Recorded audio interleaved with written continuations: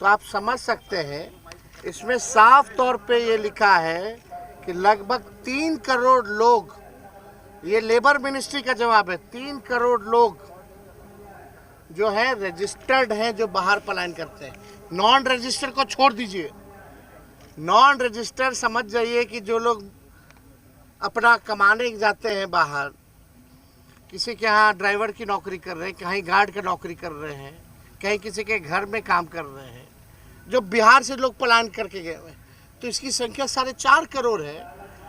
और सम्राट चौधरी सदन में खड़ा होकर के बोलते हैं मात्र 2-4% ही लोग जो है बिहार के बाहर है। कितना झूठ बोलेंगे, मतलब कोई झूठ बोलने की सीमा अब इन लोगों की नहीं रहेगी। इसलिए हमने सम्राट चौधरी जी को ये भिजवाया, देख लीजिए, आप ही के सरकार का ये उत्तर है। और आप यहाँ कह रहे हो कि पलायन रुक जाए, पलायन बल्कि बढ़ा है। ये कॉपी भी हम लोग लगवा देंगे, सारी चीज़ें आप लोगों को भी मिल जाएगा आप लोग के व्हाट्सएप पे। लेकिन ये अद्भुत है कि पूरी प्रक्रिया जो है, किस प्रकार से ईमानदार पत्रकार पर एफआईआर क्यों किया गया, अजीत अंजुम जी पे एफआईआर क्यों किया गया, क्योंकि ग्राउंड रियलिटी उन्होंने दिखाया, एविडेंस उनके पास है, सबूत उनके पास है। फिर भी सरकार के लोग जो है अंधे बने हुए, कुछ इनको नजर नहीं आ रहा। तो ग्राउंड रियलिटी क्या है आप समझ सकते हैं कि सरकार को पड़े ही नहीं है, मालूम ही नहीं कि ग्राउंड में क्या चल रहा है। या तो निश्चिंत है क्योंकि उन्हीं का इलेक्शन कमीशन काम कर रहा है, यही कारण है। कोई उत्तर गोल गोल जलेबी छानना, अरे वो तो हर साल प्रक्रिया चलती है, नाम जोड़ना घटाना, मृत्यु जिसकी होगी तो हर साल जो प्रक्रिया चलती है। लेकिन जो पुनरीक्षण जो हुआ था हर चुनाव से पहले और फरवरी में जो लिस्ट आई थी उसके बारे में तो चुप। जब फरवरी में आ गया तो इसकी क्या जरूरत पड़ गई अचानक से, ये तो सवाल उठता है, इसका भी कोई जवाब नहीं, डॉक्यूमेंट को लेकर के भी कोई जवाब नहीं। तो इन लोगों के पास कोई उत्तर नहीं था। जो इलेक्शन कमीशन प्रेस नोट भेज रहा था उसी बात को ये लोग दोहराने का काम कर रहे थे। विजय सिन्हा काफी नाराज दिख रहे हैं। चुनाव आयोग ने कहा कि 1 लाख वोटर स्टेशन नहीं है। नीतीश जी के मंत्रालय में कुछ ऐसे ऐसे मंत्री हैं जो बंदर की तरह कूदते रहते हैं ताकि हाईलाइट रहे, और उनका कोई काम तो है नहीं, केवल चेहरा चमकाना, ना 3 में ना 13 में बार बार कूद रहा आदमी। कोई मतलब है क्या, कोई बात है क्या उन लोगों के पास बोलने के लिए? तो कह रहे हैं कि हम मर्यादित रहते हैं।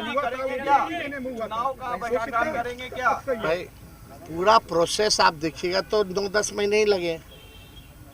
क्या डेटा एक दिन में रिलीज किया उन्होंने, या हम ही लोग ना भाई करवाएं? और वही बीजेपी का लोग बोलता था ना कि जब जाति आधारित गणना हो रही थी तो हमारे यहाँ आए नहीं लोग, हमारे यहाँ नहीं आए लोग। पूरी प्रक्रिया को ना आप केवल आप जो है जा करके उन्हें पूरा प्रोसेस होता है उसका, आप जाते हैं, डेटा लेते हैं, डेटा आप एक साथ उसको अपलोड करते हैं, देखते हैं, जोड़ घटा होता है, उसके बाद पूरा रिलीज किया जाता है ना, पूरे प्रोसेस। हम पूरे प्रोसेस के बारे में बात कर रहे हैं, वो पार्ट के बारे में बात कर रहे हैं। तो चालाकी तो वहाँ है, एक पार्ट के बारे में वो बता रहे हैं लेकिन पूरा प्रोसेस का समय नहीं बता रहे। वो डोर टू डोर की बात कर रहे हैं, लेकिन डोर टू डोर के बाद खत्म थोड़ी हो जाता है, वो तो फिर जमा होता है, सबको क्लब किया जाता है, क्लब करने के बाद डेटा बनाया जाता है। तो पूरा प्रोसेस के बारे में नहीं बात कर रहे, वो केवल पार्ट के बारे में बात कर रहे थे। तो ये तो बेवकूफ, ये तो केवल बेवकूफ बनाने की बातें उन्होंने कही है और कुछ नहीं कही। चुनाव का बहिष्कार को लेकर जो चर्चा है भाई जब एक बात स्पष्ट है, सब कुछ तय हो ही गया है कि भाई बेईमानी करना ही है, खुलेआम बेईमानी करना है, वोटर लिस्ट से लाखों का नाम काट देना है। और यही लाखों वोटर जो थे मोदी जी को वोट दिया, कई सरकारें चुनी, तब ठीक था। अब ये अचानक से गड़बड़ कहां से हो गया, यही तो सवाल पूछा जा रहा है। यानी सरकार के लोग आज खुद ही कह रहे थे कि भाई हम फर्जी चुन करके आए हैं और फिर से फर्जी चुन करके आएंगे। तो जब बेईमानी करना है तो हम लोग इस पे विचार कर सकते हैं बॉयकॉट करने का चुनाव। दूसरे पार्टियों से भी आप बात कीजिएगा, दूसरे नेताओं से? हम सब दल के लोगों से बात करेंगे। महागठबंधन चुनाव का क्या मतलब रहेगा जब लोकतंत्र में जनता ही वोट नहीं देगी? चंडीगढ़ जैसा तुम लोग काम करोगे तो क्या मतलब रह जाएगा? तो हम लोग इस पे गंभीर होकर के चुनाव बहिष्कार पर चर्चा हम लोग कर सकते हैं। ये विकल्प हमारे पास खुला है। सुप्रीम कोर्ट में सुनवाई है तो होगा तो उसमें भी हम लोग पक्ष रखेंगे। सुप्रीम कोर्ट ने फटकार लगाया, इसके बारे में तो नहीं कहा। सुप्रीम कोर्ट ने आधार का सलाह दिया, इसके बारे में सरकार में विजय चौधरी वगैरह क्यों नहीं बोले कुछ? चुनाव आयोग क्योंकि छुपाना है, बचाना है चुनाव आयोग को। मिले हुए लोग हैं ये लोग। Thank you. और अभी असली खेला तो 1 अगस्त के बाद ये लोग करेंगे। क्या बोलते हो ARO जो ERO जो होते हैं, ERO जो है, असली खेला तो 1 अगस्त के बाद होना है। अभी तो बिना डॉक्यूमेंट के लोग अपने साइन करके अपने भर के अपलोड कर लिया ठप्पी मार के। अभी 1 अगस्त के बाद असली चुनाव आयोग खेला खेलने जा रही है। हम लोगों की नज़र है और हम लोगों के पास खुला विकल्प है।